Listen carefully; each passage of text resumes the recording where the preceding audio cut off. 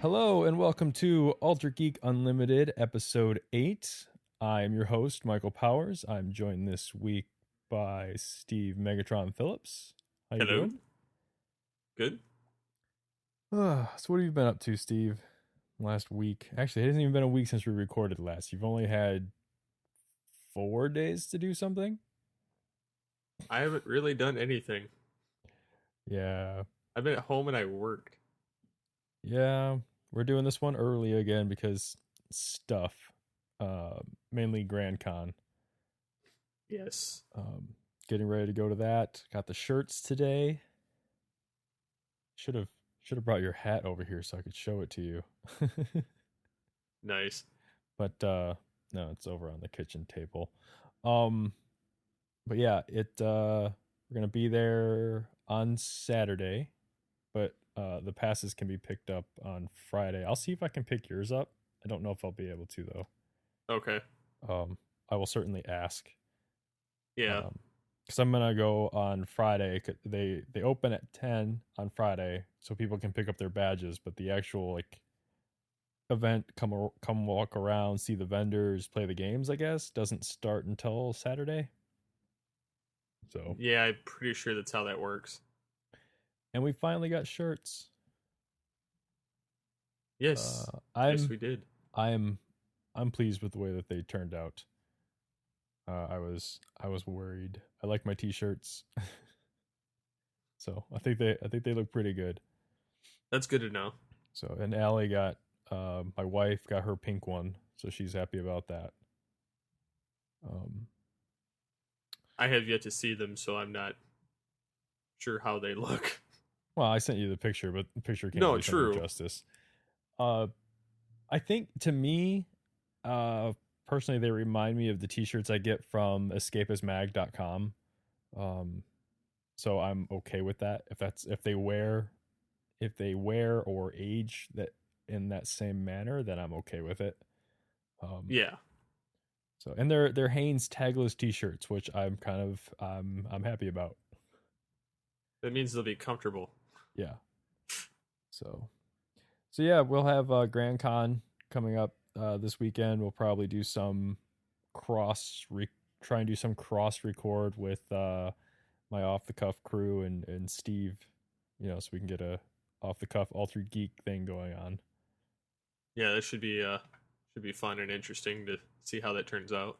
Yeah, we'll figure out the logistics of it because like the show the show floor closes for vendors at about 6 on Saturday. So I guess it really depends on what time you'll be leaving town. So, Yeah. but should we jump right into this listener feedback here? Yeah, sounds good. All right, what do we got Uh, here? Who's first?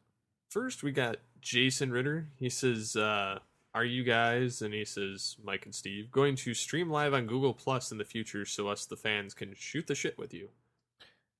Well, Jason, like I said in the message back to you in the message board, you're the only one that's actually asked. Um, we haven't gotten any feedback from anybody else but you, one way or the other. Not that we wouldn't do it just for you, but we just want to see if we can get more people, that we can get like a community thing going on. But I still plan to do it. Um, I played around with it last Thursday before we recorded episode 7. Some friends and I did played a pen and paper role playing game using the Google Hangouts. Oh, nice. We didn't do a live broadcast of it, but it seemed to work. It does this. I don't know if you've ever used it, Steve. It does this interesting thing where whoever is talking, their video gets moved up to the center. Oh, that's cool. Um, so it'll switch between, like if you're talking, it switches to you, and and vice versa. So that's kind of it was kind of interesting. Hmm. And of course that automatically gets, that goes out live to everyone that's watching it, and afterwards it's archived for YouTube, so people can go there and keep watching it. So, and I believe because of the app I use to record the podcast, the master track for the podcast, I can still grab that audio. so it shouldn't interfere with the regular downloadable podcast. We'd just be able to show you guys things like the t-shirts or the hat. So Yeah, that'd be cool. um what do we got next? We got Freddy Savage, who I'm pretty sure is a super film fan, but I'm not 100% on that. Wait a minute. Well, no, because Super Film Fan is a different guy. Like he's actually got a handle. So there's Super Film Fan 99, and then there's Freddy Savage. You think he's the same guy posting under two different names? Well, it might be two different platforms. I'm not sure, but I could be wrong. Okay. So correct me if I'm wrong. Yeah. He says the how much your entertainment is worth is a hard one to answer. He says it depends on the cash flow at the time. He says I'm not going to miss a meal because I need a $60 video game. He says he has come close, although all in all, he's about getting free entertainment as much as possible, which is why he loves podcasts. And then he poses a question to us saying, I'm a noob to the website, that his friend recommended it to him. And he says, one thing I'd like to find out is how did all this start? How did Geekcast Radio come to be? We can answer his question later in this episode. But regarding his response, that was, in the last episode we asked people, we were trying to discuss the entertainment, the value, the dollar value of people's entertainment. How do you decide if it's worth it or not? Have you ever gambled with your entertainment? Like, I've got like 3 days until payday. I've got $5 left. This thing costs $4. I can float on $1. Have you ever done that? I have spent more than I've actually gone in the hole to get stuff that I want for entertainment. In the past, I would have just bought the TV show or the movie or the video game and just kind of not really worried about it. Right. And then hope that they didn't charge it until after the money goes in the account. Ooh. I think that bit me a couple times.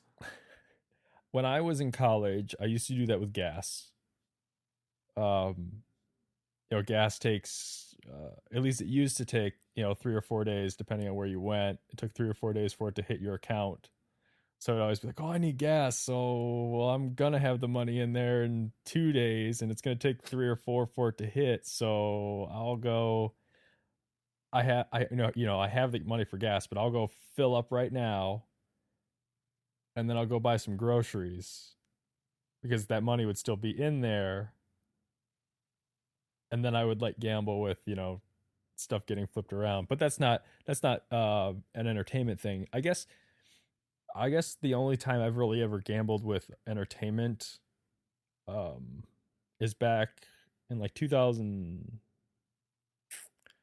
early 2008, I think it was. I picked up Burnout Paradise. I really wanted Burnout Paradise on the PS3, but I wasn't quite sure if I had the I think she wants you to stop podcasting. She's giving me signals. I think she's telling me to move on.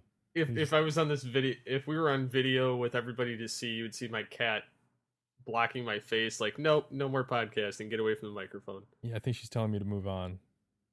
But no, I went out and I had I had 5 days until my next payday, and I had the money to buy the game, but and to be comfortable for the next 5 days. But at the same time, I was like, well, I don't know if I'm going to need this money for the game over the next 5 days. So what I did is I went and bought it, but I never opened it. And I was like, okay, well, if I can make it until Friday and I get paid and I don't need the money, then I'll go ahead and open the game. But if I need it before that, then I can at least return it and get my money back for it. I think that's the only time I've ever really gambled for it. Otherwise, I usually save up for it, or I go and say, hey, go to my wife and I'm like, hey, can you help me out with this? So,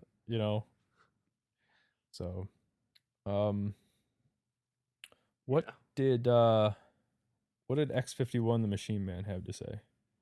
Tanner? Yep. He says, any plans to make the show available on the Stitcher app? Yes, I have actually forgotten about adding any new shows to the Stitcher app, so I need to actually get on that. It will be done soon, so hopefully you'll be able to find all these shows on there as well.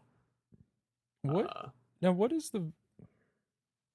I've never used Stitcher, so maybe I just don't understand what the value of Stitcher over like a regular podcasting catcher app is. it's it's like a streaming radio station for podcasts. Okay. Hmm. So you can subscribe and kind of pipe into certain podcasts, and your Stitcher app will synchronize and let you stream. It'll let you know when there's new episodes and let you stream it. It's kind of like iTunes on it, but on the go kind of thing. I was gonna say because it kind of sounds like the podcatching. Well, for anyone that doesn't know, you could basically call me an Apple fanboy. But the iPhone podcast app and several other apps like Downcast and stuff like that, they seem to. It sounds like they do the same thing. Like you feed the RSS feeds for the podcast that you want into the app, and it automatically downloads new episodes, allows you to stream new episodes. I don't know. I guess I just don't. I mean, I understand why to do it. I just thought it was something different than just another catcher. Um, Yeah, it's but like an on-demand uh, type of radio thing, and it's free for like iPhone, Android, iPad, and PC. okay. All right. Uh, What do you have to say about what else did he have to say? the driving question? Yeah.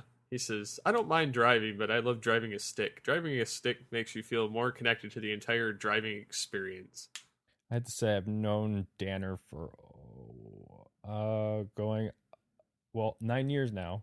Wow. Wow. It's crazy. Anyways, can't believe I've known him for that long.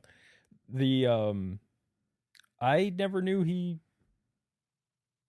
knew for one I didn't I never knew he knew how to drive a stick. Two, I didn't know he ever drove a stick. So, um wow, that's something new that I learned. Yeah, I like driving manual transmission cars. Unfortunately, I can't drive them anymore. Not because I forgot, but because I'm physically unable to. Um, have you ever driven stick? You work at a dealership. You have to Uh, have driven stick. working in a car dealership, the funny part about that is my first week there, one of the salesmen is like, yeah, this vehicle needs gas. Guess what you're doing today? You're learning how to drive a stick. So he had me driving around the dealership in the back lot for a good, I don't know, 4 to 5 hours with another stick until I got the hang of it enough to drive it and managed to stall it out all the way to the gas station. And yeah, so That's the it took me a little bit to figure out how to keep it going. Is that the first time you ever drove stick? Yeah. Working at the dealership? Yeah. Yeah. Okay.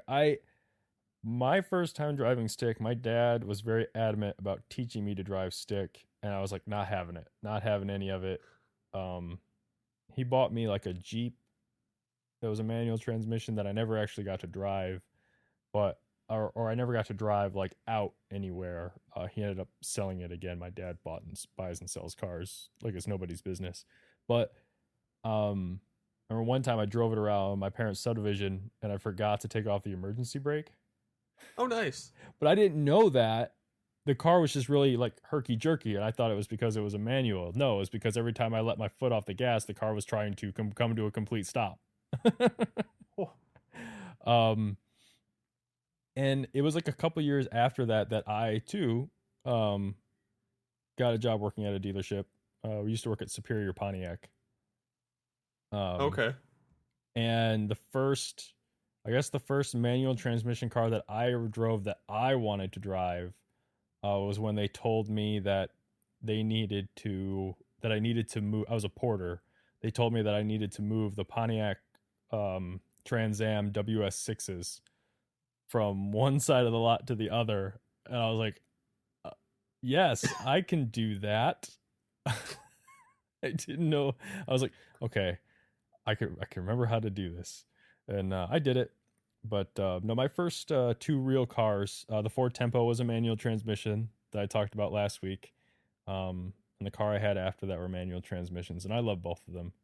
They are a lot of fun. You do feel a little more connected to the whole experience. Um, the car I have right now is a G6, and it has the Manumatic, where Okay. you tap to shift. Yep. Um, that's fun. I used it a couple times when I first got the car, like 6 years ago, but there's really there's no point to using it because there's no skill involved in it. Like it won't let you downshift unless you're going slow enough to downshift. That's kind Um, of goofy. so it's not like you can't like power drive with it like you can with an actual automatic where you can, or with an actual manual where you can just slow the car down by dropping gears. It doesn't let you do that, Hmm. which is kind of a bummer. But what do you have to say about his entertainment? Um, Did you lose your place already? It's your no, script. no, no. I was actually adding the show to Stitcher. Oh, Um, so it should be on there soon.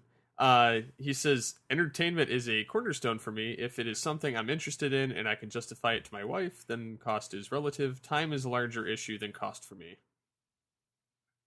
so finding time to play it is a bigger issue than the cost. But what if you like? I mean, I can ask him this himself, but if he listens, and he can answer the question for us. But like, is there a difference between if you, let's say you justify it to your wife, you take Gone Home for example. Let's just say that was a $60 game. You justified it to your wife. You paid $60 for it. You sat down. You gave yourself like a bunch of time to play it, and you were done in 2.5 hours. Like, I don't know. I see that's a game though, so it really depends on how you get into what. I think it would depend on the game, though. Yeah, yeah. Man, this is a really hard question to ask, and I'm glad that a lot of people seem to have trouble answering it. Yeah, Um, because that means that we're not in the doghouse for not having having a difficult time trying to figure it out as well. yeah. I mean, like I said, like we said in last week's episode, I do justify things to my wife, but more so, it's just to back up my justification for purchasing something. Um, but it I don't have problems paying $60 for a game that's 4 or 5 hours. It really depends on the quality that was put into the game and stuff like that, or anything for that matter. Um, all right, and he had some questions he would like us to address in a future episode. Correct? Uh, Do you want to share those? yeah, he said you guys should cover non-conventional media that you enjoy, like your favorite podcasts outside of the Geekcast Radio Network family, or your favorite web-based shows or YouTube videos. Which I really like that idea. I like that idea I, too, but not for this episode. no, not for this episode. That's a completely different episode that we could kind of roll all those into one Yep, yep. Our favorite non-site. media. Yeah, yeah. That's what we want to do. Point people in another direction. Well, I mean, if it's certain video shows or something, or Yeah, certain tech shows, or just I have select podcasts I listen to that aren't from our network. I'm gonna be brutally honest. I don't listen to any of our shows. You don't listen to any of the Geekcast radio shows. No, because well, the problem is if I was the ones that I would listen to are the ones that I'm on. Like, you know what I'm saying? Like the ones the one that has the shows that have the content that I would listen to from other people. Like, I'm on those shows, and I was there. I lived it. I don't need to relive it. Um. So I'm kind of strange. I'll sit there and listen to the episode because half the time I can't remember what I said during the show. that makes you sound like a drunken fool. It happens. I mean, I'm coherent while I'm listening to it or while I'm recording it, but when it's after the fact, I'm like, I really don't remember what I said No, I can understand that. because I've been on so many of them. I have a hard time keeping track of what I've done on what show. Right. For me though, it's if um I can get through a show and I usually just forget it. Like that's probably what you do, right? You get through a show and you just forget it. So it's like when people like show up on the comments and they're like, you said this or you said that, and I'm like, I don't even know what you're talking about, and I'm not gonna go listen to find that part. I'll go listen to it, but that's just because I'm curious, and then the important information I'll retain, and the other stuff I kind of just forget. Like yesterday, I can't remember what I ate for lunch. So I mean, it's one of those short term memory type things. Right. Not that I don't care, because I do. I just I have so much on my plate that I just can't retain it all. Oh, it's understandable. Um, Sean Altiria. I'll let you go with that. All right. For the question of do you enjoy driving? He says not in the least. Which would put him firmly in your camp, Steve. Yes. Well, I enjoy it to some degree. Depends on what I'm driving. I think that might have a big part of it. That for some that I think that plays a big part of it for some people. I think, like, to me, a Corvette isn't that special because I have to drive them up to the lot every morning, and I hate it. I think well, And they're see, so hard to get in and out of. Whereas if I was driving a Camaro to the lot every day, or like a souped up G6 or something like that, I would be more apt to want to get in it. okay. I don't agree with you about the Corvette, but then again, I don't have your job. But no, I loved being a porter. It was because it was just I went to work there after school for I think I worked 4 or 5 hours after school, Monday through Friday, just moving cars around the parking lot, brand new cars. It was a lot of fun. That's what my job started out as. I miss it. Um, for the question of how much is your entertainment worth? And again, he says, that's very much a loaded question. It depends on the product. For most things, you know what to expect before you buy them. Video games, movies, etc. How much time something requires doesn't pertain to what I buy too much. A comic may only take 4 minutes to read at the most, but that also has the potential to increase in value. Most things like video games, movies, and such don't have that option. My entertainment is worth a lot to me. Most of my free money goes to it. Why make the money if you don't enjoy spending it? That last thing is one of the things that I live by. Why bother making the money if you don't, if you don't enjoy spending it? Yes, I agree. I I mean, obviously not everyone's in a position to do that, bills, other responsibility, family responsibilities and stuff like that. Um I get that a lot of the time I find myself in a unique opportunity that others aren't in. Um, but no, this is one thing I kind of have to keep reminding my wife of every once in a while. It's like, we're we're we're pretty well off. It's like we can afford to treat ourselves to nice things. We're not like buried under debt and all this other stuff. So, Yeah. um, but yeah, well, obviously, some things can be looked at. Going back to the value question, some things can be looked at as an investment. Um, my question, I guess, would be, when's the last time a comic that you bought has gone up in value? Um, I'm really interested to know that one because I'm not a big comic guy, but I know that with the influx of digital comics, um, I have to imagine that that kind of drives the value of the print one down, being that it's so readily available. But then again, there's always going to be somebody that wants the physical media. Yeah. Well, I mean, like, I even discovered that some of the new 52 issue ones are worth up to $60 to $100 just depending on the issue. Wow. Which Okay. is strange to me. Like, I just looked them up and was kind of like, oh, I got, because like a couple of the Batman ones I have, I'm like, oh, they are worth like $60, only because they're like first edition and issue Uh, one.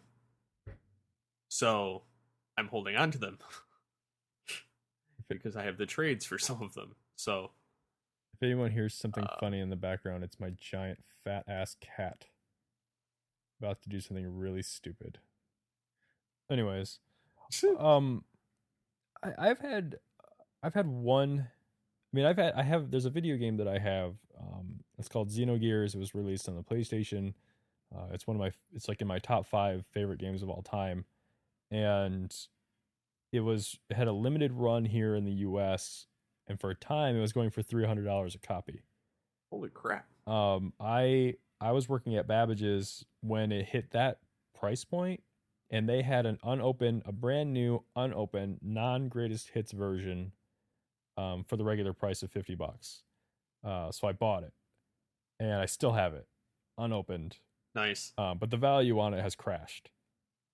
Oh, Um, but I never bought it with the intention of selling it. I can't do that. I can't buy something with the intent like the intent on selling it.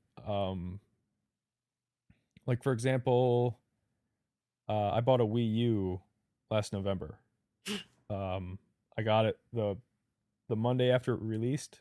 Um, and we picked it up, and my wife was like, "You should sell that online. You should turn around and sell it online and try and make." I'm like, I can't do that. Like, or I'd feel wrong because I feel like I'm taking away from some kid that actually wants that, or somebody that actually wants. Like, I'm not the kind of guy that just does something to make a profit off of it. Like, and I said if I was going to sell it, I'd put it up on eBay for what I paid for it, because I don't want to make a profit off of someone that would actually buy it and enjoy it. Um, More than I would. But so yeah, I never bought Xenogears for that specific purpose. Um, I still have it. It's still in open. The market fell on it. I think right now it's around $75 to $100 for it. okay. So that's like, I mean, and that kind of goes into like the collectible thing that we can talk about on another episode. But let's see. I don't know. I don't have anything that I think has gone up in value. I don't Um, think a lot of stuff does anymore because they mass produce it to the extent that it's just it's like I don't know. yeah, the market gets flooded with So it. And yeah, it's flooded. I mean, there's a lot of the stuff you can't really buy it judging that it's going to be worth something. You buy it because you want it. yeah, there's well, that's what happened with the Xenogears. Is that it? As soon as I found that, then Sony was like, "Oh, you know what? We're gonna make it a greatest hits title."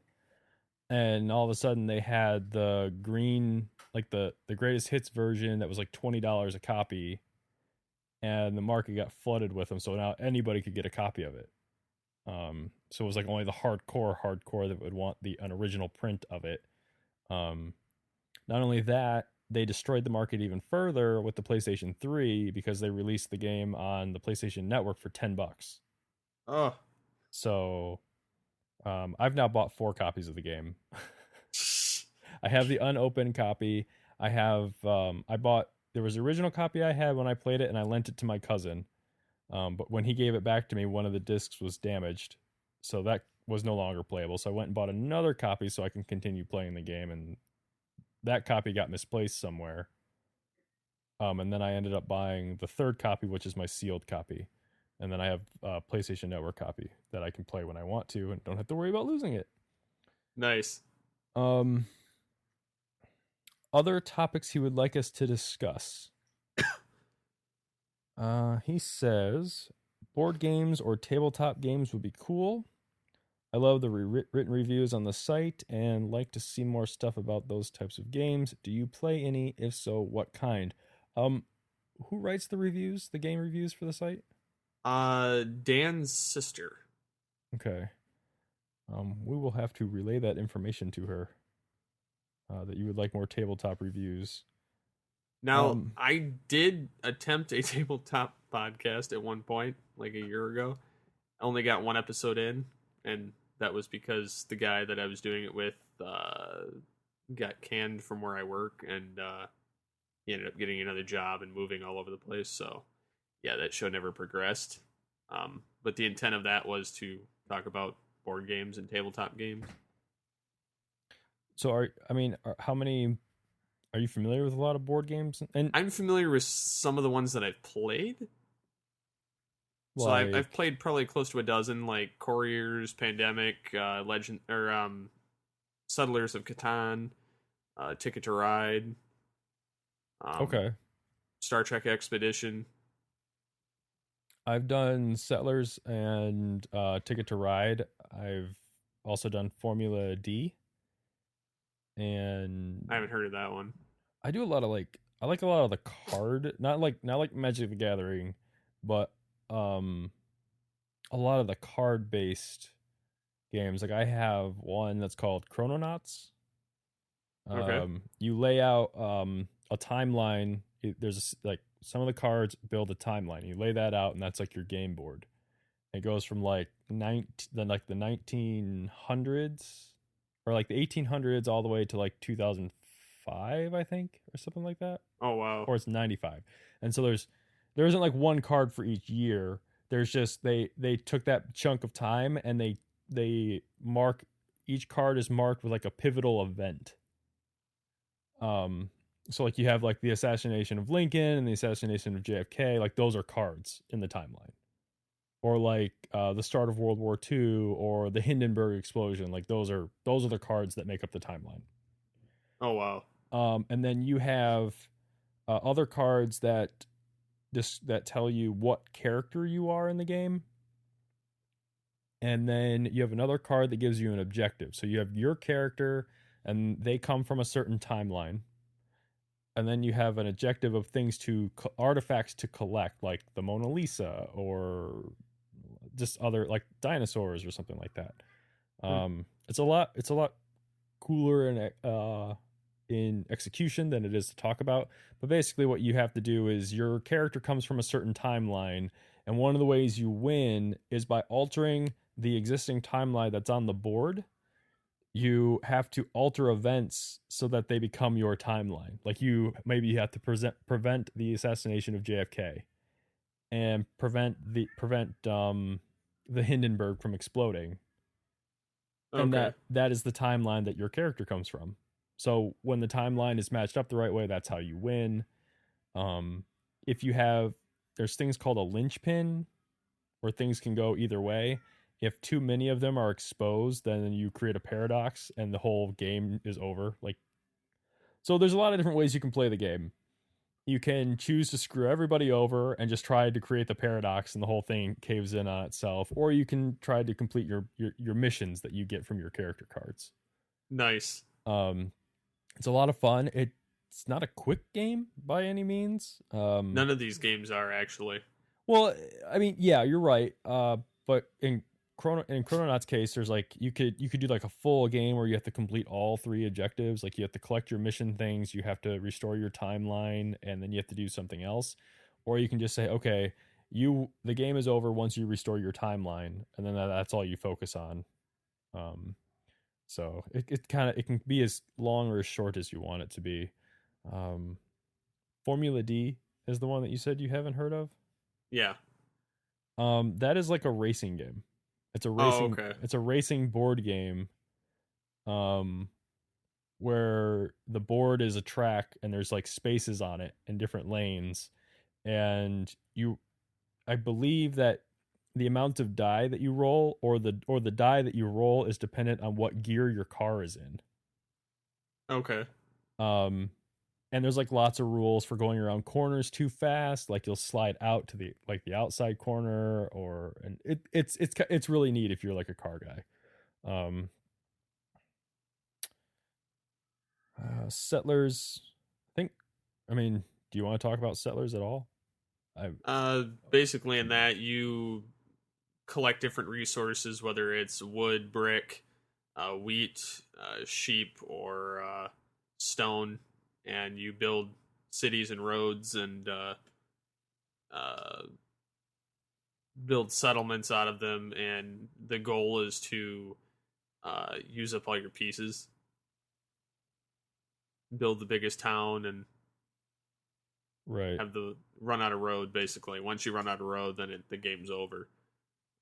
But if you don't place your cities correctly or settlements, you essentially screw yourself because it goes by a roll of the die for numbers of whatever that number happens to be of that particular corner or resource of the individual hexagon pieces that make up the map. right, Uh, Pandemic is kind of interesting too. That um, it's a 2 to 4 player game, and it kind of it has to do with various viruses. There's 4 different kinds that spread throughout the planet, and you have to prevent them from spreading. So you have to find the cure in different places, and uh, basically, if you don't get it contained, uh, you have to cure it at some point, but if you don't get it contained, then the game's over and it spreads uncontrollably. I'm not sure I've seen this. I feel like I've seen it at some point. My friends play a lot of tabletop games and board games, but I'm not sure that I've seen that one. It's Um, pretty fun. Uh, there's another one I can't remember the name of it, but if you pull up certain cards, it floods the land. I hmm. can't remember what it's called, but uh, it's where certain uh, like you have pyramids or you have like like a Stonehenge looking thing, and there's a lot of different artifacts, and you have to collect certain things and uh, go around in different areas on the map, and it's a co-op game where you're fighting against the board. Another one kind of like Pandemic, and it's multiple player, and basically you have to each person has a certain skill. Like certain ones can move more than once. Some of them have a helicopter thing where they can fly people to their position. Uh, Never heard of this either. it's I can't remember the name of it, but it's real interesting to play. Uh, Couriers, that's a dice game. It's something you can easily play in about 20 minutes. Uh, Because we used to play that on lunch. Basically, it's like a monster game with dice, and you can upgrade the different things or discard certain cards, and it's like a monster upgrading kind of game. Good hmm. game, but it gets boring after a while playing it though. Yeah, I one of the one last quick game that we could mention before. I mean, because some of the stuff could actually be a podcast in and of itself or an episode in and of itself, like just to cover it a little more. One of my other favorite games. I've only ever played it like once or twice. It's called Let's Kill. Hmm. It's kind of like it's like Chrononauts, where it's a card based game, um, and it it's kind of like the GTA or the Grand Theft Auto of card games. So it's you get a series of cards that depict like a person or like a location and some type of weapon. Okay. And the idea is to string them together in a way that gets you the most points. So it's kind of like you have a cheerleader in the basement with a baseball bat. So you're going to kill the cheerleader in the basement with a baseball bat. And you're awarded points based on your card combinations. Nice. I don't really, and there's like lawnmowers and like back alleys and like stuff like that in there. It's like GTA mixed with Clue. Yeah, pretty much. You get to yeah. It's it's kind of funny. I keep thinking I need to buy a deck of the cards, and every time I go look at them, I find them, and then I decide I don't have the money to buy it. So, um, but no, I like a lot of others. We like a lot of other things too. Like I asked on the forum if this could be extended into like pen and paper RPGs like D&D and like Shadowrun. So we can definitely talk about this more in the future. I But this played a game like that in high school. It was a paper version of Warhammer. man, do I know what that? I I've never seen anybody play it like that, and it's on like grid paper, but No, it's no, like with dice, like no, there's dice, but it's you you have certain like imaginary pieces. You kind of draw them in a certain space on the board, and then you have to erase them as you roll and move them in certain directions. And it's So are you using the Warhammer rules for the figures and then just translating there that were to no figures. well, It was all drawn on the paper. But right, that but what I'm saying is are you using the rules that would apply to playing with the figures but just using paper? Like yeah, I believe it was so like the okay, all right. I've never done that. I don't think I've ever heard of that either. because I've played Warhammer before, and then I had a buddy that in high school that played it. And used to paint the models and everything, and then he'd have me do mock scenarios with him, and then we used to do the paper Warhammer. Hmm, that's interesting. But yeah, all this here that we've been talking about, that's what GrandCon is. Yeah. So So if it interests you and you live in the area, check it out. yes. Um, Uh, Next we have Connor Murphy. yep. He says, as someone who collects action figures and statues as a main hobby, the time spent is not a big factor. The quality of the product is the most important, so I want to get the most from my money. If I could spend $300 on top of the line product or get something bottom of the barrel for $25, I'd go with the top of the line. I'd rather have fewer figures than have that are more unique and interesting than a bunch of average items clogging my shelves. Um, that I can get behind. My only question is, um, time spent is not a factor. The quality of the product. So, but okay. I mean, I wish you would. I wish there would have been some included examples here because I mean, what? I guess then what? That goes right back to it, right? What determines a quality product? I mean, that's kind of that's the question, right? Then, Yeah, like, how do you know? I understand you gave the price example that I understand that, but how do you determine that? I don't know, the $300 for something is because a lot of the stuff that we were talking about, right? Like comics and games and movies. You don't really. It sounds like more like he's talking about stuff that can sit on your shelves, like action figures or collectibles that people can see readily that you display. yeah. Um, so I understand that. Like I spent a hundred and no, like $200 for my Lego B Wing that I have. That was totally worth it to me. And I have that displayed. Um, it's kind of, but it's like, you know, I don't know. I feel like now we're talking about two different things. It's something, I think he's talking about something that you display on your shelf, and we're talking about something that has like a finite entertainment allotment.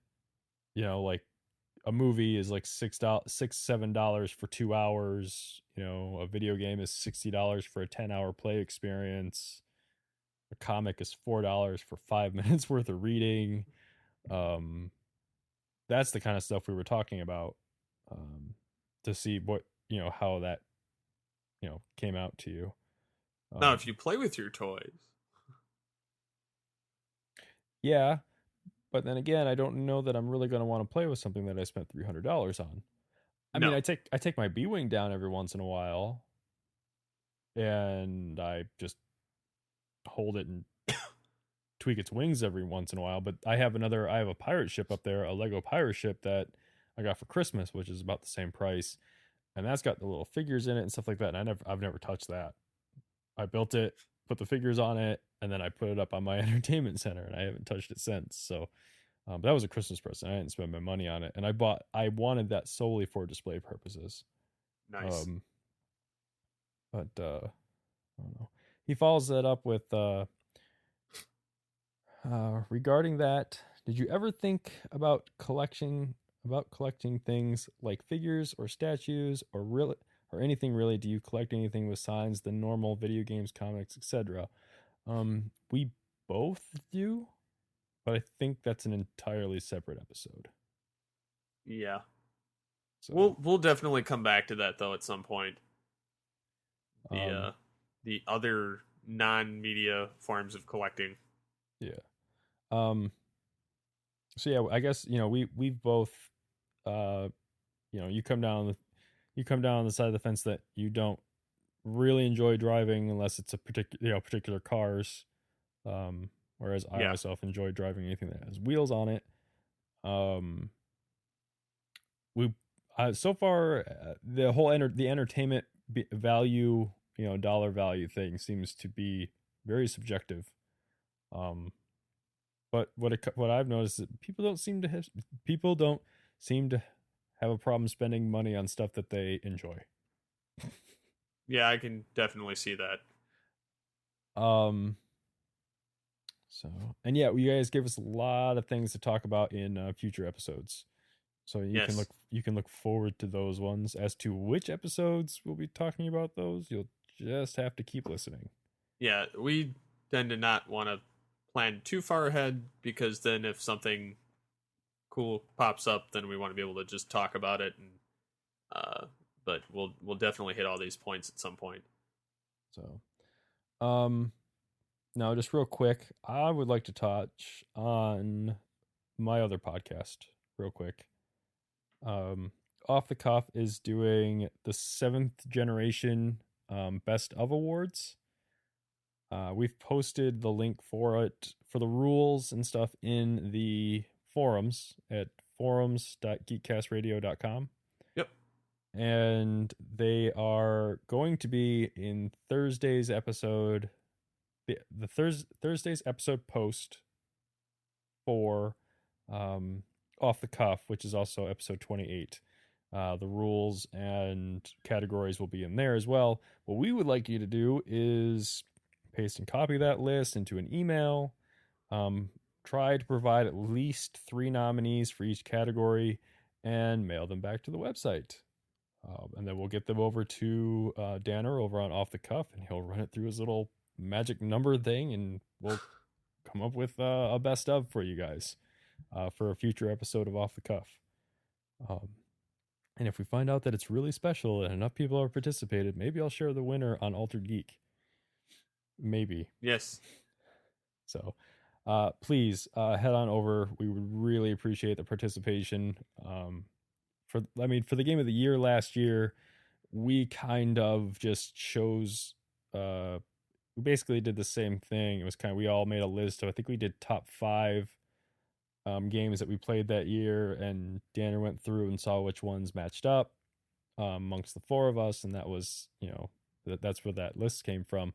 We would like to do that again this year, but first we need to get you guys engaged, and so we're doing the 7th generation awards first, with the Game of the Year awards to follow later this fall, early next year. So, yes, please interact with us. We really appreciate it. All right, we are going to take a break, and we will be right back. The Pull Bag is the GCRN's place for everything you need in the comic book world. We focus on new and current comics, while also tackling a few back issues here and there. So join the entire GCRN crew and see what issues the hosts have with today's panels. You can find the Pull Bag on iTunes and geekcastradio.com. Make your great escape into comics. All right, we're back on the other side of, technical difficulties and an ad. For the first time ever. Now we just have to figure out what it's going to be. If you're still here, I'm still your host, Michael Powers, joined again by Steve. Yep. Now we're going to get into the meat of it a little bit, which is how we got into podcasting and the creation of the Geekcast Radio Network. Yes. I think you should go first. Okay. Since yours is probably longer and more storied than mine. Yes. How I got into podcasting was actually, it started in a long list of things from 2005. I ended up, I started out doing fan dubs of Transformers and ended up getting a cheap microphone and then eventually a headset and all that other stuff. So the talking on microphone kind of intrigued me at the time. And then as it progressed in 2007, I joined tfwire.com doing the War Stories podcast, which went 15 episodes, and I guested on their Transformers the Movie review podcast with Spada and Jesse, and there was another person on there. I just can't remember right now who it was. And then I did one of their video game podcasts. And then so the kind of fire to do the podcasting thing was kind of already set through doing that. So through those 17 episodes, I decided, after most of the shows went to an end about that time, that I wanted to do my own Transformers podcast. So I created All Things Transformers in 2008, along with the concept for Movie Week in Review, which was another podcast that I had kind of in my back pocket at the time that I never actually used, which eventually comes into play later. But later that year, I ended up meeting TFG1 Mike, and he wanted to create a Transformers review podcast of Generation 1. So I ended up being the host, the web host for his podcast, as well as the editor of the podcast until he learned how. So I used Audacity and all that stuff at the time, and then we actually edited much like this podcast is edited, which is audio recorded on opposite sides instead of using a Skype call recorder, which we eventually switched to later. But so after doing both shows for a little while, we ended up guesting on each other's shows and then decided, hey, let's create a network. So we created Geekcast Radio later in 2009 in May or June, one of the two. I think it was May. And then Movie Week in Review came out shortly thereafter, and some of the other shows started popping out of nowhere and sort of kind of starting the wave of things that would come later. And here we are almost 5 years later and still doing Geekcast Radio and podcasting in general. Yeah.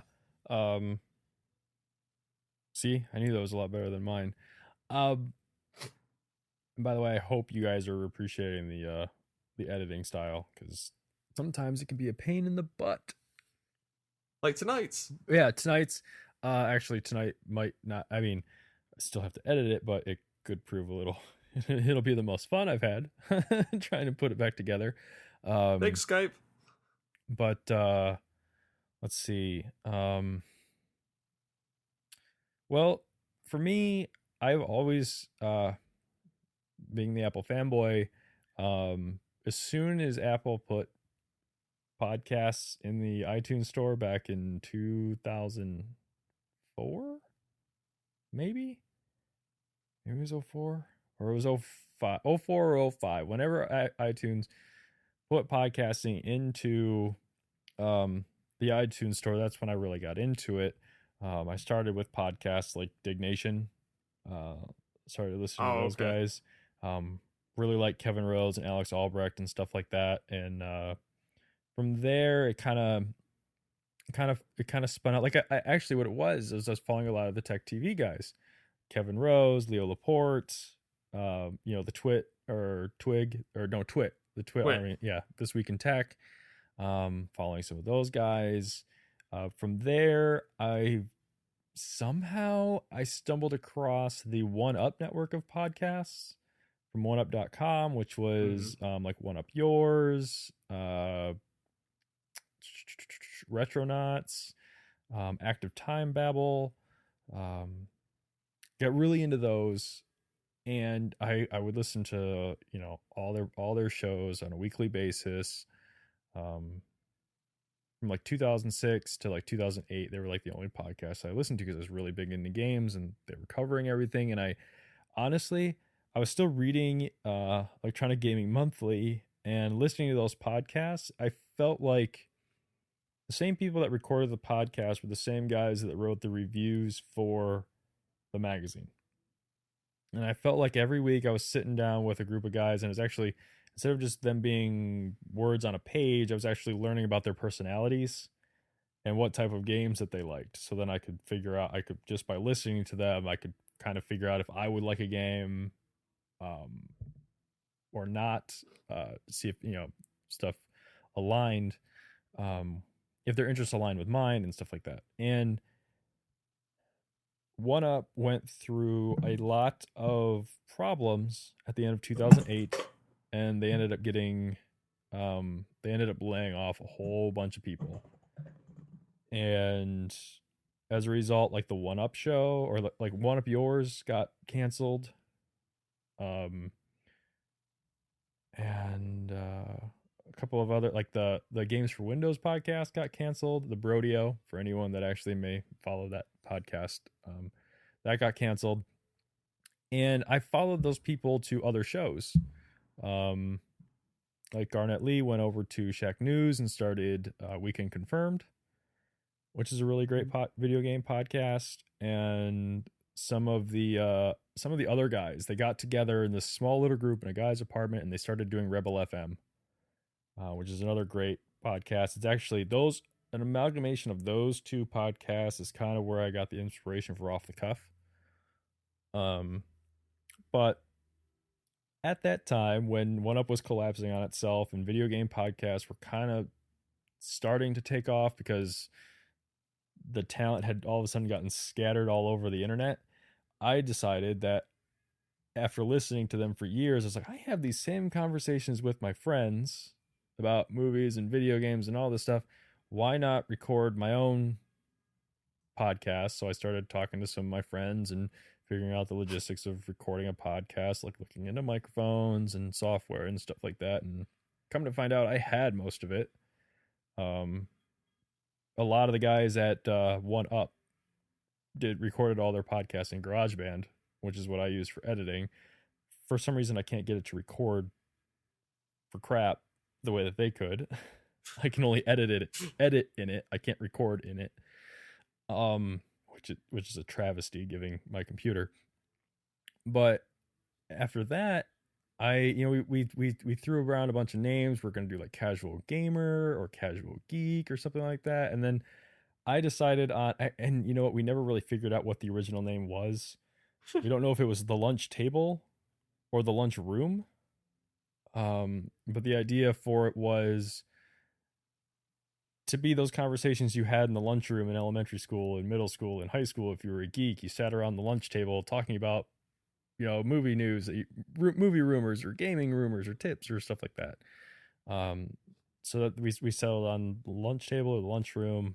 We ended up registering the lunchroom.net. And I don't even know. See, this is where it gets kind of weird. You found me on Twitter. Yeah. I actually forgot like a big gap of stuff that happened in between the TFG one and ATTF before the Geekcast radio formed. I actually stumbled because I started using Twitter. I started hearing about Twitter, and this is before I even used my Facebook, really.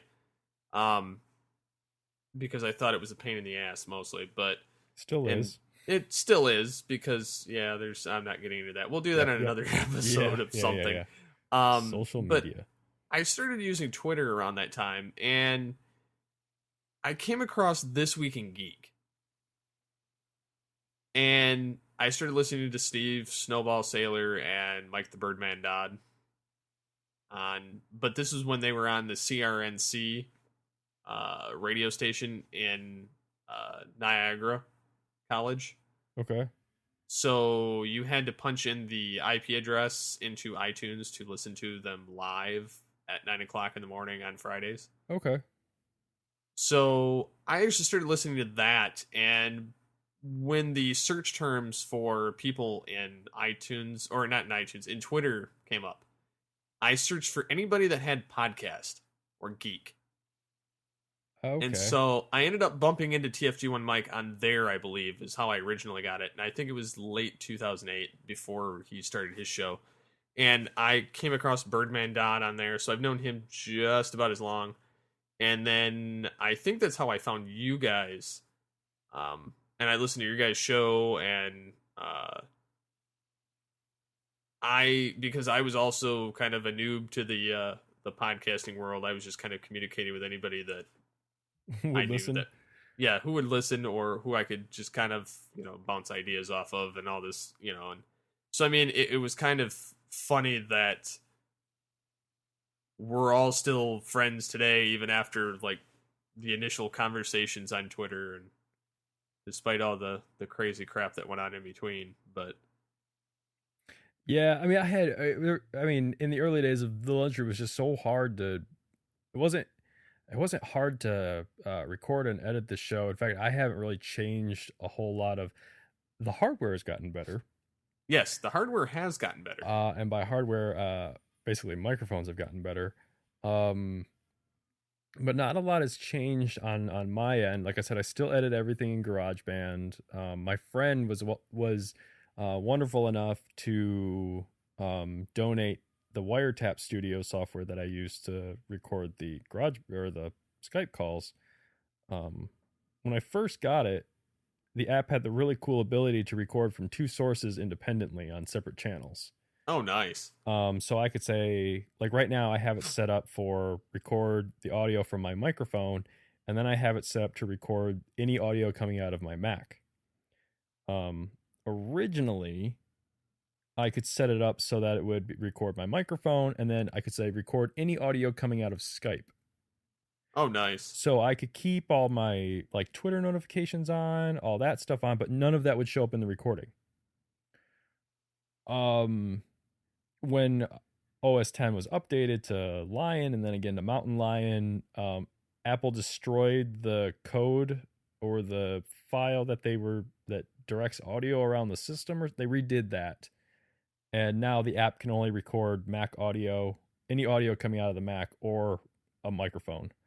Oh, that sucks. But I can plug in two microphones to my computer and say, you record on this channel and you record on that channel. Like, so if we were doing a local record, that's how I would do it. But and I went from the first microphone I started with, actually in the beginning, I experimented with any microphone I had. I tried using like my PlayStation Eye microphone because it had an omnidirectional microphone in it. And it was, the original setup was me in my basement and my friends sitting around a table with the microphone in the middle. So I needed an omnidirectional microphone. So I tried my Rock Band microphone. I tried the PlayStation Eye microphone.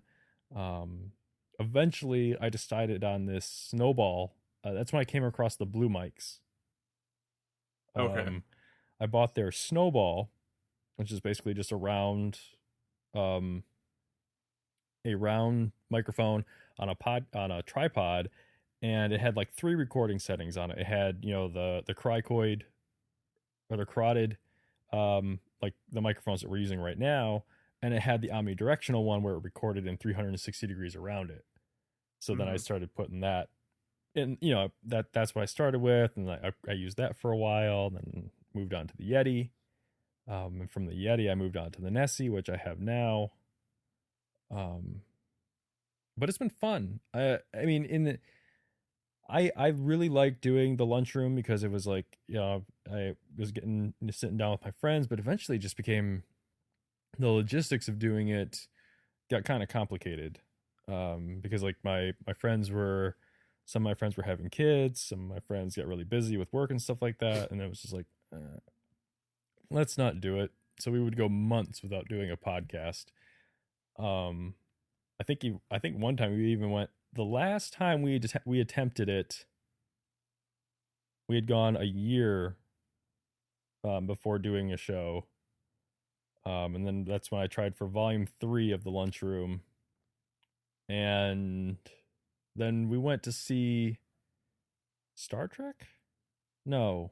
What did we get in line? We were in line for something last summer. And we offered to do XRG. I offered to do XRG for you. Was it either, no? Was it Avengers?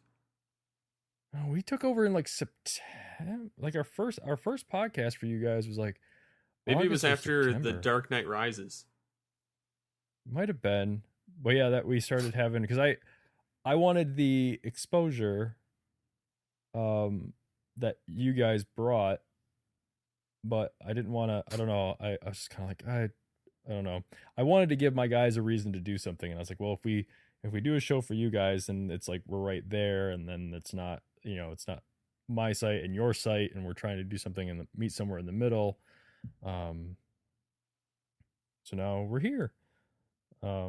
Off the Cuff seems to be doing a little better recently, audience wise. A lot better than XRG. Audience wise, I think it's doing better now than it was, when it started, and that's great. It took 28 episodes, which is great. That's 3 more episodes than any other podcast I've ever done. Yeah, because you went volume 1, 2, and 3 with Yeah, Lunch Table. volume 1 and 2 made it to like 25 episodes each. And volume 3, I think, made it to 6 episodes, and then we started doing XRG. Yeah, I think that was pretty much it. My original plan was to do both, but then I was like, you know what? Screw it. We'll talk about games, but if we meander around, we meander around. But now it's just Danner and Shanzi arguing with each other and me talking about video games, which is fine. People seem to like it. But yeah, that's the long and short of it. Yeah.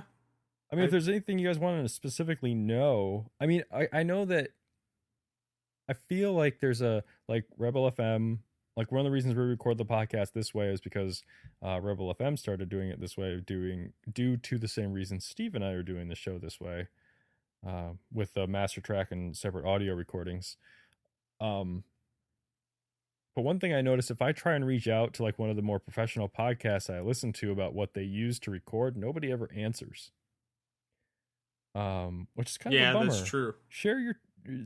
Why not spread it around, So if anybody wants to know about like what we use or anything like that, feel free to ask. More than happy to help to get people on the right direction.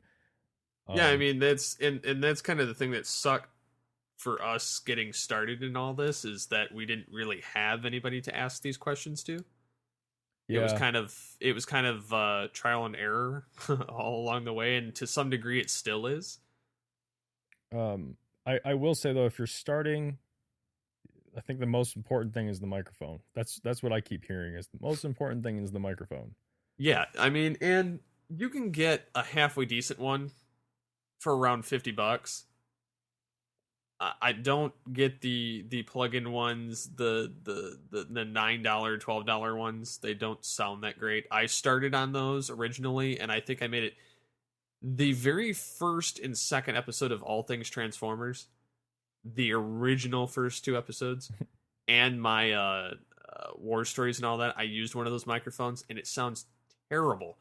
And I eventually got a USB headset from Logitech that has a microphone built into it, and I used that for, I would say, a good about a year into the network, and it didn't do very bad, but it wasn't the greatest sounding either. And then eventually I got the Blue Yeti at the recommendation of just about everybody I know, and I think yourself included. Yep, that was me. And I think that was the final straw, and I was like, I'm spending $100 and buying a good microphone, and I haven't regretted it since. So I mean, at least you got $100. Well, and now when I've guested on other people's podcasts, they're like, wow, you sound uber professional and we sound like crap, thanks. Because my audio is crystal clear compared to some of theirs, which I don't slam anybody for it. I mean, that's just personal preference and how much you want to spend on a microphone, but it can make all the difference in the world. Yeah, and I mean, I would point, again, it's me. I like we just talked about. It's your money. If you have it, you can spend it. And if you like nice things, I really have liked all of the Blue microphones. I would definitely have to agree with you. I would recommend Blue all the way. I transferred. Well, let's see. My Snowball is now with my co-host Joe on Off the Cuff, and the Yeti is now residing with Danner.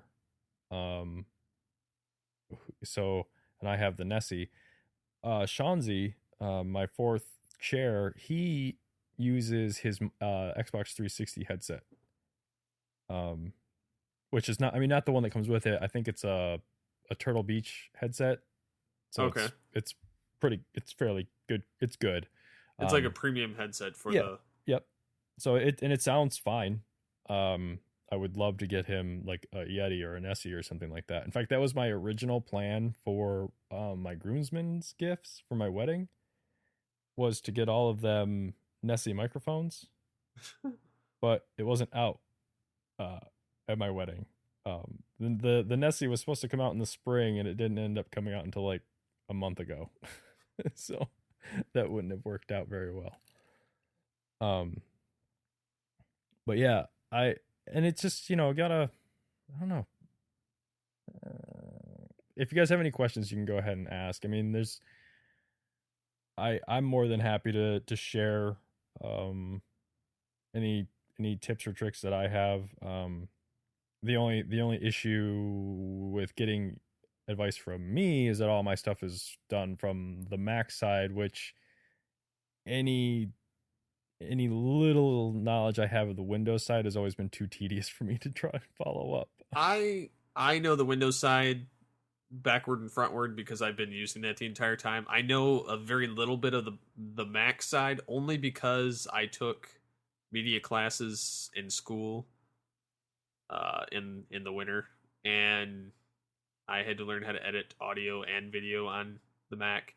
And to some degree, I found it to be more of a pain for me to edit audio on the Mac compared to on Windows. But that's just because I think the apps or the applications I had on the systems, they didn't have they weren't very easy. I think there was some kind of it was a difference in certain kind of products. I ended up using Adobe because I know it. Were you using Logic? I don't know what it was. It wasn't Logic, but it wasn't an Adobe product either, because I purposely went towards the Adobe product because I know it frontward and backward. You weren't were you editing audio in Final Cut? We were editing the video in Final Cut Pro 7. Okay. And then we were editing audio in something else. It was another one of those Final Cut audio or something.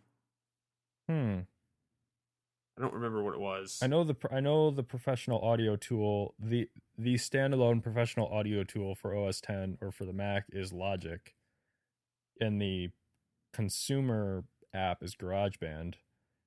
But I know you weren't editing in GarageBand. I know that. No. Well, the program we used, it just sucked. Yeah. It was more of a pain for me, so I had to cycle things through Adobe Audition, which I use Sound Booth to edit anything I do on Geekcast Radio. Blanchard uses it as well. We used to use Audacity. Certain things like the voice modulation stuff. For instance, the old intros of Geekcast Radio, where I used to go geekcastradio.com, presents, and I used to do it like that, but I would go into Audacity because I couldn't do what I wanted in Sound Booth, and I would knock it down -3 on the bass pitch. Okay. Which is how I would get the extremely geekcastradio.com. Like, it sounds like my voice is muffled, like. Right. So I mean, that's how I got the effect in there for a lot of that stuff. But I can do some pretty neat stuff in Sound Booth too, like there's this padded room feature, or I can make it sound like old radio, or certain things like that. So I mean, there's a lot of different tweaks and plays that you can do depending on the application you're using. Right. But I've messed with that too. Sometimes, to a limited extent, when I was making. I remember I made I don't know if you remember it, because I think I worked with Mike more on it at the time. When I was doing the lunchroom, and it was like being syndicated on your network, I used your intro and then cut into it like an alien transmission. Yeah, I think I remember that. I don't know where I was going with that. Actually, no, I do. I was trying to riff on. Do you remember the Sony alien, the stoned alien Walkman guy he was like giant and blue and fuzzy. And he was like always. Oh man, it was like a late '90s. I think they had him for like the mini disc for their mini disc commercials. It was like this Huh. alien, and he had a giant blue head, and he had on headphones, and he looked stoned half the time. But I was trying to like go for that, like, you know, just an alien. Like I was trying to, you know, just play on that. So I have like that's why some of the lunchroom artwork has the alien in it, because we're just trying to have some kind of little mascot or something like that. Um, just kind of throwing everything together to see what would sit at the wall. I mean, I remember the original idea with it was, with my site, was to I worked with a lot of working at the movie theater. There were a lot of creative people that worked there, and I was trying to give everyone like a home for them to express themselves, which is why there was a limited run of a comic strip called A Theater Near You. I don't know if you remember those. I think we only did like seven to 10 panels for it. Yeah, I remember reading through those on your website, and I thought they were quite funny. Yeah, that was my friend Dave, who recently got married. He did those. He also did another thing I took from shows. Each episode of the lunchroom had different art, podcast art. Each episode had its own art. And he would do it based off of something that we talked about in the episode. So I like doing those little things. It's a matter of having the team to do it. You know what I'm saying? Like you have to have enough people. Like at the time I had, you know, I had, he was willing to do art for the podcast, and I was willing to edit it, and someone else is willing to go and find the stories for it. So it was like this whole team of people working on one podcast, which is great. So I know I feel like there were I just want to say this, we're not really going to, I don't want to cover it or anything like that, but um the feedback that we got on the latest MWire episode was amazing. Yeah, I had to agree. Almost 40 comments. I just want to say we hear you. And stuff is happening. So just keep looking forward. Keep, you know, keep participating. And writing in. The, you know, the feedback we got on that was tremendous, and we hear you. So stuff is happening. You just have to be patient with us. There's only about I mean, really, what, there's like 4 or 5 of us. Yeah. So yeah, there's 4 or 5 of us to work on all the shows. Which is why some are delayed at points. And we all know, credit where credit's due. TFG1 Mike works his ass off for the network. So we're trying. So we're 5 people trying to bring you the best podcast we can. So you have that to look forward. You have MWire to look forward to. You have not gone, that has not gone unnoticed and unheard. It has progressively gotten better, so I mean it's due for its third evolution anyway. So so I've got an interesting question. And then we can, I mean, along with, you know, people can answer the other ones too that have been asked. And then we can do the ways to, then we can close this out, if you're okay with that. Yeah, it sounds good. So I find myself to be susceptible to, I'm trying to figure out how to phrase this question. Is there anything that you are like weak to? Like for me, I kind of wanted to wait until we can actually talk about this, but for me, I'm very susceptible to marketing. I understand, like you know, I a couple episodes back I said that I like the expensive alcohol because it keeps me from becoming an alcoholic because I can't buy it all the time. I try to buy expensive toys so then I can't buy them all the time. But like little things like if I see a commercial for a razor blade, or if I see a commercial for some new kind of toothpaste, these are quirks, I guess. Like, do you have any like little quirks, or like, are you susceptible to something? Um, just little quirks that you might have that you can share. Like, if I see a commercial for like a soap or a shampoo or a razor blade or something like that, I have this urge to go and buy it. I can't. Like I have to try really hard. Like if I go into like a Walmart or a Meijer or a Target, if I go anywhere near the pharmacy department where all the soaps and all that stuff is, if I walk down an aisle, I will probably buy something, whether I need it or not. Like, but I won't. But that's like the it's kind of like an OCD thing. If I walk by that section in the store, I have to buy something from that section in the store. Um, I guess another thing I get OCD about is like my tech stuff. Maybe it's like, do you obsess over anything? Is there anything that obsessively drives you, that you just can't not give into? Um, I think that's the best way to phrase that. Like little quirk or something like that. Like me, like if there's a tech issue that I have, I mean, the first time I noticed it was like a decade ago when I first got my Mac. I wanted to make a music video, like one of those anime music videos where you chop up your favorite anime show, excuse me, and time it out to a song. And I wanted to Mm-hmm. do that. And I was like, okay, I got my Mac here. What do I need to do to be able to do this? And everything I had was in an AVI format, which at the time OS 10 did not like AVI formats. So it's like I had to figure out how to convert AVI into something else, and it took me. I stayed up all night, like researching and diving into like the nitty gritty, like codecs and all this stuff. And 12 hours after I'd started my research, I decided, you know what I'm going to do? I will just convert everything from AVI to an MP4 on my Windows machine, and then send it over to my Mac to do the final editing. That's what I that is that it took me 12 hours to get to that conclusion of like straight research of trying to find the best way to do it.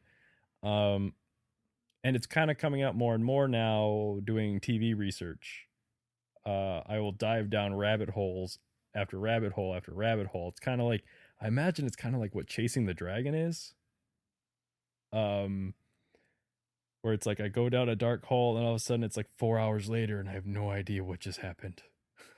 But I've got like 20 tabs open on my computer and I've read every single page from top to bottom. Um, Nice.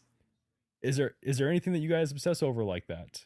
Do you have an example, Steve? Is there anything that you obsess over? I anything that has some kind of a draw to my childhood, I have a serious like OCD with. Like I mentioned in the past about, um, for instance, the wanting something just because it has to do with one of my nostalgia things. Mm-hmm. Um, like for instance, I have this burning need to own DVD sets of TV shows I grew up with. Right. So anytime I see them, I have this desire to spend the money. I don't even care how much. I just am like, I really want this. Even though I know I don't need it because I really won't watch it all that often. But I still have this need because I'm like, I remember this. I liked this show back in the day, even though I'm kind of scared to put it in the DVD player and say I hate this Yeah. now.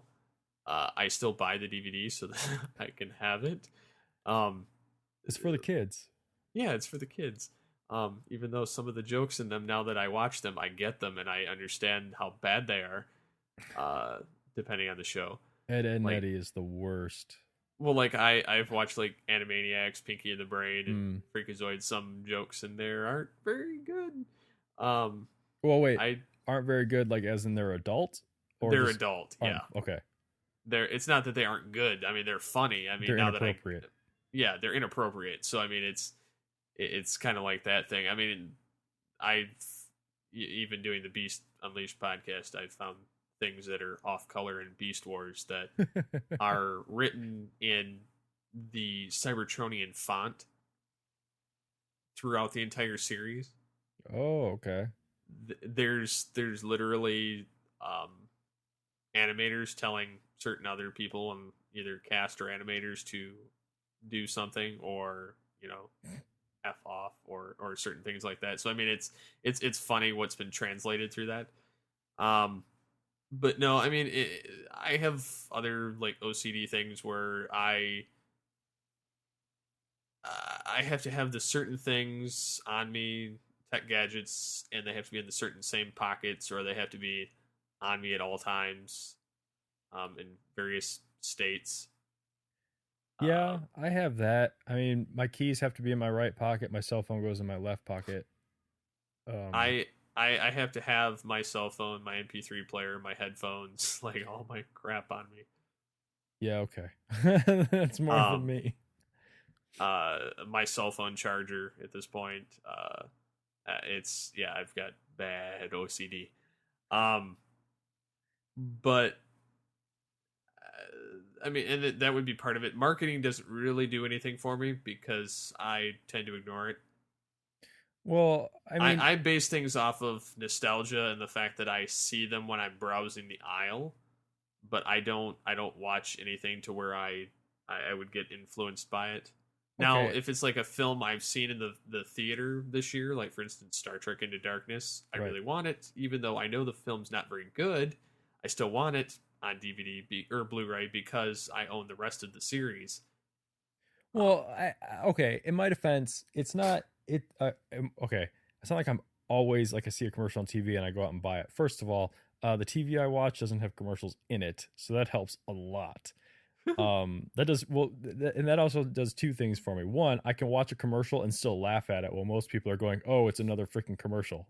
I find commercials funny now. Two, the last time this happened was in like fall of 2008. Oh, Um, okay. like I really don't watch TV with commercials. Uh, so like it was like fall 2008. We were watching the premiere of Flash Forward on ABC. Oh, that was such a good show. The This is so really so douchey. The book was so much better, so much better. I could believe that. But because the book got more into the science of it. Okay. The We were watching it and there was an ad on there for something, and as soon as it was over, I was like, "Babe, I'm sorry. We got to go to the store." She's like, "You're kidding me, right?" I'm like, "I'm sorry. I have to go and see if they at least have it." But I don't. It's not like. But if I were to see like a commercial for like, I'm not susceptible to like Apple ads or like Samsung ads. Like I find them funny and I think they're cool, but they're not like they don't make me go, "Oh, I have to have that." It's the little things. It's the same idea you get when you see like a McDonald's ad and you're like, "Man, I want a Big Mac now." It's that same idea, right? It's not. I'm not saying like I see an ad for like a new TV, like I want to go and buy that new TV. No, I will. That triggers a whole nother OCD thing, which I did mention, which is where I just go down the rabbit hole of finding out everything there is to know. Um, Lately, the rabbit hole I've been chasing is the plasma versus LED, or the plasma versus LCD TVs, and that is a mess of a thing to. I've learned more about plasma in the last 2 weeks than I ever thought I would know about them. Um, but yeah, I is there? like them. I I am. I have. Allie has given me permission at this time to set my sights on a 60-inch plasma, and the issue that I'm having is the research that I've done basically ends in 2012. Like or not 2012. There hasn't been any new information about them since 2010. okay. And if there is new information, like the most recent articles about plasma TVs are about the lack of information regarding plasma TVs. Hmm. That manufacturers aren't talking about the the pitfalls of plasma TVs anymore because people were concerned about them and weren't buying, sales of the plasma TVs weren't good. So manufacturers have stopped talking about the negative side of owning a plasma. So all of a sudden there's a 3-year gap where there isn't any information about them. And it makes me like that's where I fall down the rabbit hole. Like I have to find out what's going on, and I visit like website after website after website.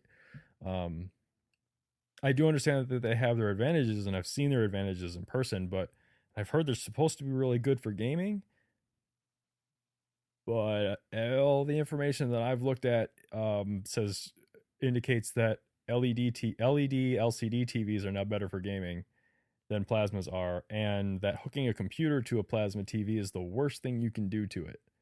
I've been doing it for 2 years now. But the thing for me though is like I just can't. I read about like I know that there is a difference between burn-in and image retention. Like, have you ever noticed image retention on your TV? Not on this one. Okay. But they've got something where it randomly moves the pixels. Okay. I mean, can you notice that? Do you notice it's moving them? Yeah. I don't notice it, no. Okay. But I've never seen any burn-in with this television. The previous one I had, yes. Well, again, the difference between burn-in and image retention. Burn-in is where it's unfixable, and image retention is just a static charge that the pixel holds until it's given completely new information. And yeah, it's come a long way. A lot of the stuff I do read that's current, it's like, yeah, it's come a long way, and there's certain things like the Samsung one that I'm looking at now. If you pause a game and there's nothing on the screen, nothing moves on the screen for like a minute or two or something like that, it starts this whitewash thing where a white bar goes back and forth across the screen really fast. But when I was doing all that research, I could feel myself in my head planning out the maintenance on whether it's there or not. Like I've never owned a plasma, but I've read about the break-in period for plasmas and the image retention thing and keeping them running optimally, and I'm just like I could hear in my head, I'm like, okay, well on Saturdays I could like run the screen wipe thing to get I've never had to run it. Man, maybe I should just, maybe if you move closer to me I will just come over and look at yours. Because I play my Xbox on mine all the time. I could feel that OCD-ness coming on. Well, and I don't even own the TV, and I could still feel it coming on. And I think I talked about the Boxy on here that I had, or at least I've talked to you in person about it. How I'd spent like 6 hours trying to find the right file, the right way to send the files to the stupid thing. And I could just feel that, like, I could feel myself spending more time trying to get the thing to run optimally than I would like enjoying it. And that's just me. I mean, I'm probably creating a self-fulfilling prophecy by thinking that way. But now we've talked way too long about TVs. Again, we can talk about we should really do a tech episode so we can get all this stuff out of the way. We should. So if you have any tech specific questions, feel free to ask those as well. Yes, please feel free. How can they ask us those questions, Steve?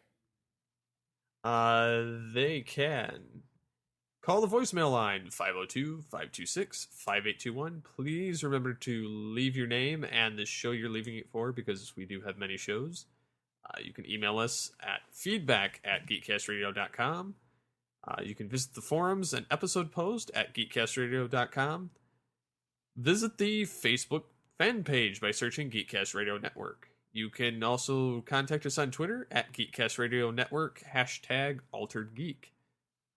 You can contact myself at SCP21, and yours is? At Booth Ninja 81. So I think that's pretty much it for this time.